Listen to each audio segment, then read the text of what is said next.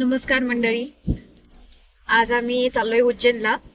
खूप दिवस झाले प्रयत्न करतोय की नवीन ब्लॉग स्टार्ट करायचा, काही व्हिडिओज बनवायचे.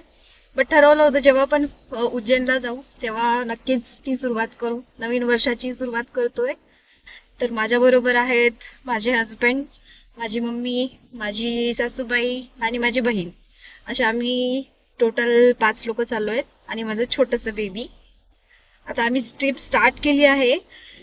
तर आम्ही जातोय मंचन मार्गे. फर्स्ट आम्ही जाऊ ओंकारेश्वरला. ओंकारेश्वरला थोडं रेस्ट करू, तिथे दर्शन घेऊ आणि मग तिथून जाऊयात उज्जैनला. सो सो चला माझ्या बरोबर करूयात उज्जैन दर्शन.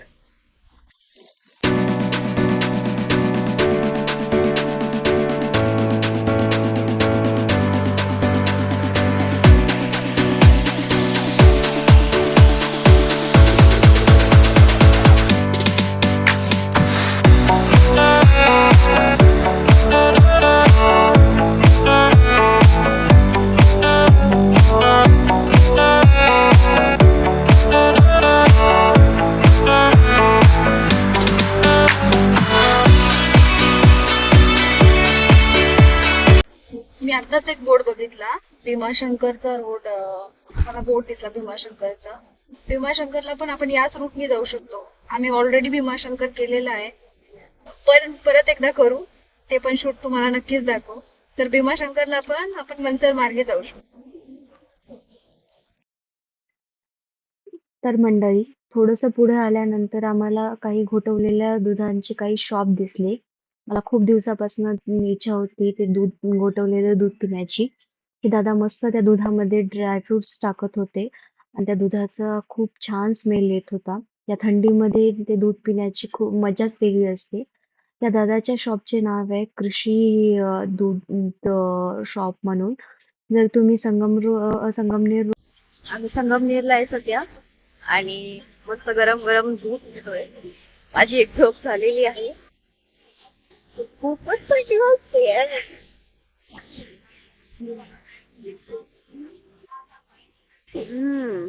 यमी यमी, मस्त आहे. खूप दिवसांनी असं छानसं घुटलेलं दूध प्यायला मिळालं. कमनेर जवळ आहे, ते मस्त गरम गरम दूध मिळते, घोटवलेलं दूध.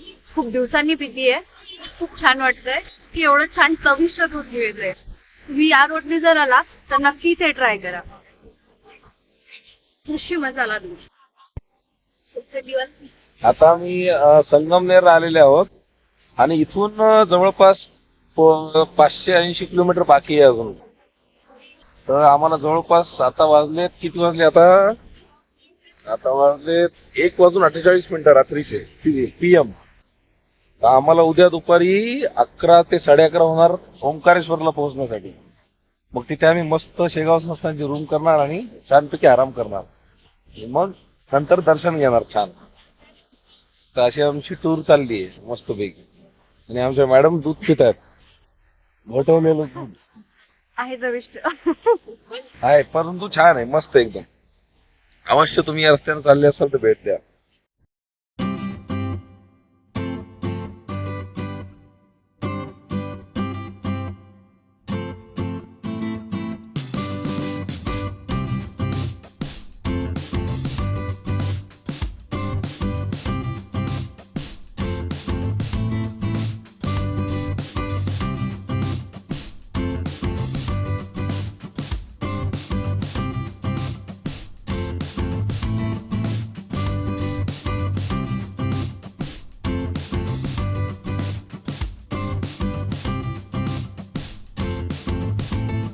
Good morning everyone.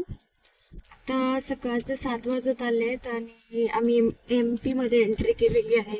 जस्ट आता 1-2 मिनिटं होऊन गेले. आता इथून आम्हाला दाखवते 80 किलोमीटर आणि 4 तास बाकी आहेत ओंकारेश्वरला पोहोचायला. भेटूयात ओंकारेश्वरला. हॅलो मित्रांनो, आम्ही आता इथे आलेलो आहोत. MP बॉर्डरमध्ये एंट्री केली आहे आम्ही आणि आता इथे नाश्ता वगैरे आम्ही करणार आहोत. आता वडापाव खायचा आहे आम्हाला. नाही, वडापाव नाही, काय इंदोरी पोहे. इंदोरी पोहे, अजून बरंच काय काय आहे तिथं. आलू वडा, असं कसं आहे ऑप्शन बघूयात. हे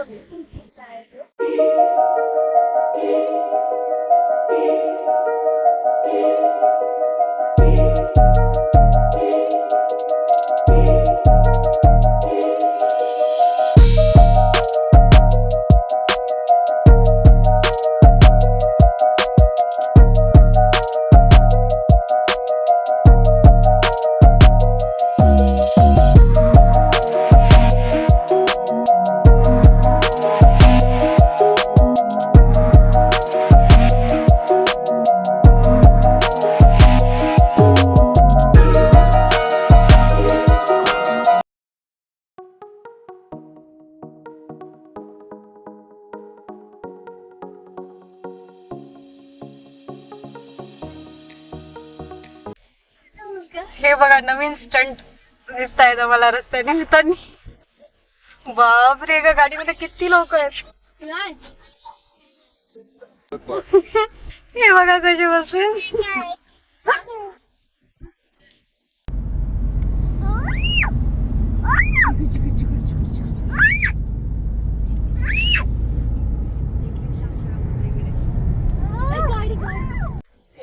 आम्ही रात्री 10:30 वाजता ट्रॅव्हलिंग करतोय.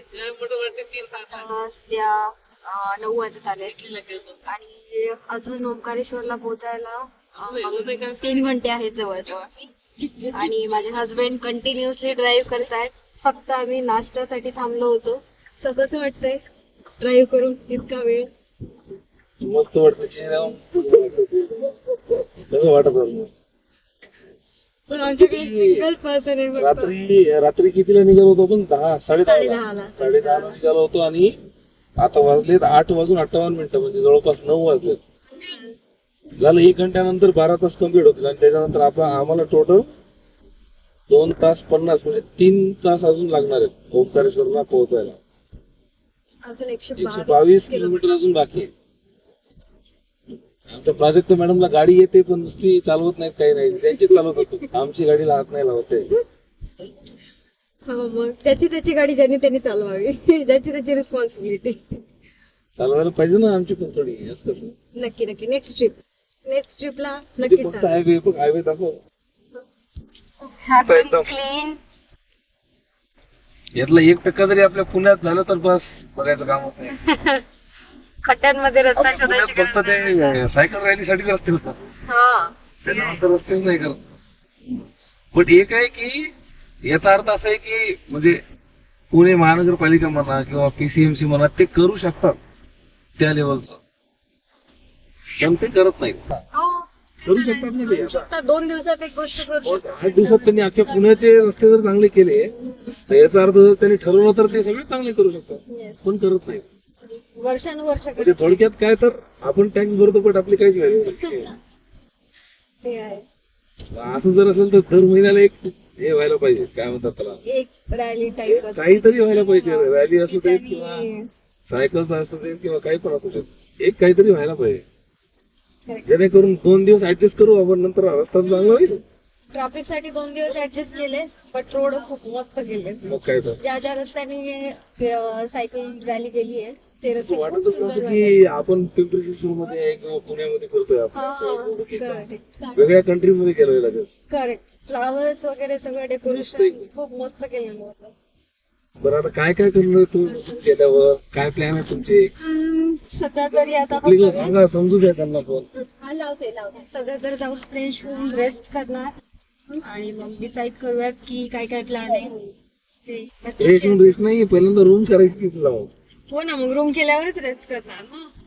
पहिल्यांदा रूम करणार आपण आणि मग हे करणार. थोडं स्टिल्ट करणे पडते. आई होती फोटो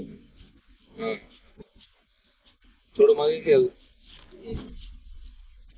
तर काय म्हणत होतो आपण, रूम करायची तिथं. रूम केल्यावर आता तिथे गजानन महाराज संस्थान शेगावची संस्थानाची तिथं हे काय म्हणतात त्याला, भक्त निवास आहे. तर तिथे जाऊन आपण आधी बघणार की रूम अवेलेबल आहेत का, कारण हा आहे लॉंग विकेंड, त्यामुळे मुश्किल आहे रूम अवेलेबल असणं. जर असल्या तर ठीक, नसल्या तर बाहेर. बट लास्ट टाइम आम्ही तिथेच केली होती. खूप सुंदर आहे राहण्यासाठी. आपण दाखवूयात ना तिथे गेल्यावर, दाखवूयात ना. म्हणजे तुम्ही जर जेव्हा पण कधी ओंकारेश्वरला याल एकदा नक्की चेक करा की तिथे रूम्स अवेलेबल आहेत का. जर असेल तर तुम्हाला अफोर्डेबल रेटमध्ये खूप छान रूम्स मिळतात. फॅमिलीसाठी तर खूप बेस्ट आहे आणि बाहेर तर खूप एक्सपेन्सिव्ह असतं. त्या अकॉर्डिंग गजानन महाराजांच्या तिथे खूप मंदिर आहे, खूप बसण्यासाठी सुद्धा खूप छान जागा केलेली आहे त्यांनी आणि खूप सुंदर ठिकाण आहे. मी तुम्हाला पुढे ते दाखवेलच. बट जेव्हा पण तुम्ही याल आधी नक्की तिथे बघा की तुम्हाला रूम्स अवेलेबल आहेत का. जर नसतील तर बाहेर ट्राय करा. अदरवाईज तुम्ही ती गजानन महाराज संस्थान ते भक्त निवास ट्राय करू शकता. खूप सुंदर आहे, तुम्हाला नक्की आवडेल. वर्थ आहे, पैसे पण कमी आहेत, हम्म. क्वालिटी पण छान आहे. आणि कारण बाहेर तिथे पूर्ण लुटण्यासाठी बसलेले आहेत लोक. कंटिन्यू तुमच्या मागे पुढे फिरतील की रूम पाहिजे का. आणि रेट पण तिथे म्हणजे 2,000, 3,000, 4,000 काही पण सांगतील ते. आणि पण इव्हन संस्थांमध्ये मला वाटतं किती 600 का 500 रुपयात 1,000 ते 1,500 ते डिपॉझिट घेतात आणि रूम सोडताना रिटर्न देऊन टाकतात डिपॉझिट. आणि मंदिरापासून खूप जवळ आहे, खूप जवळ. म्हणजे फक्त walking एकच distance कंडिशन आहे वर सगळ्यात महत्वाची की तिथे बॅचलर अलाउड नाहीत, फक्त फॅमिली. फक्त फॅमिली आणि मराठी शक्यतोवर म्हणजे मराठी नाही म्हणू शकत आपण, ते प्रेफरन्स महाराष्ट्रातल्या लोकांना जास्त प्रेफरन्स आहे. फक्त आधार कार्ड तुमचं आयडेंटिटी प्रूफ सोबत राहतात. मराठी हिंदी कोणतं पण त्याचं काही नाही, पण महाराष्ट्रीयन जर असेल तर जास्त प्रेफरन्स दिला जातो. आणि तिथे जेवणासाठी सुद्धा आहे. असं जेवणासाठी खूप कमी प्राइस मध्ये तुम्हाला जेवण सुद्धा मिळते. खूप मिनिमम प्राइस ते घेतात. आम्ही व्हिडिओच्या शेवटी आहे ना सगळ्या गोष्टींचे रेट आम्ही आता जसं की जो नाश्ता केला तो तुम्हाला आता दाखवला. त्यानंतर आम्ही जे काही टोल पे केले, टोल पण जवळपास नाही म्हटलं तरी आतापर्यंत 10-12 टोल पे केलेत आम्ही आणि तेवढेच पुढे करायचे आणि येताना पण हे सगळे रिपीट होणार आहेत. तर मग त्याचे टोलचा रेट काय आहे, किती टोटल चार्जेस लागले आम्हाला.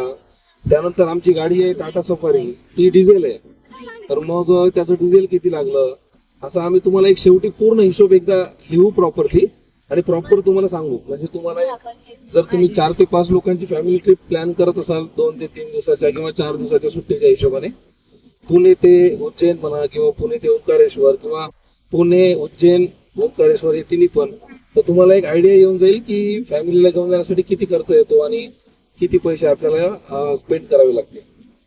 प्लस आमचा ट्राय हा राहील की कमीत कमी पैशामध्ये आपण चांगल्यात चांगले कसं एक्सपिरियन्स घेऊ शकतो हे तुम्हाला दाखवण्याचा आमचा ट्राय असेल.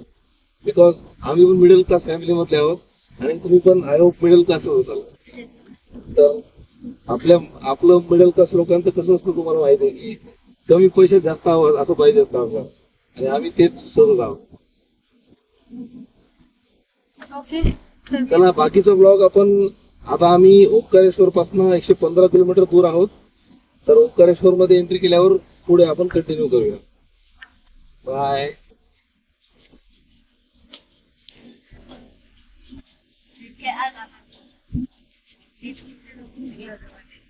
बघा रस्ता किती सुंदर आहे.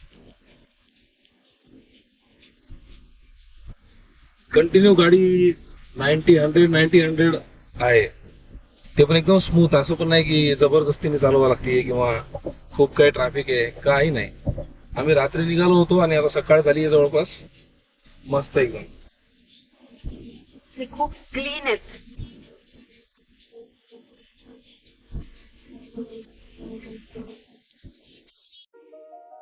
आता आम्हाला नर्मदा नदी लागलेली आहे आणि आम्ही ओंकारेश्वरला पोहोचलेलो आहे. ओंकारेश्वरच्या स्टार्टिंगलाच तुम्हाला ही नदी लागते. हा व्हिडिओ खूप मोठा होत असल्याने आम्ही याचे काही पार्ट्स बनवलेले आहेत. तर हा पार्ट फर्स्ट होता. तुम्ही ओंकारेश्वरची पूर्ण माहिती घेण्यासाठी आणि आमची मस्ती बघण्यासाठी नक्की सेकंड पार्ट बघा आणि आमच्या चॅनलला लाईक, सबस्क्राईब आणि शेअर करा.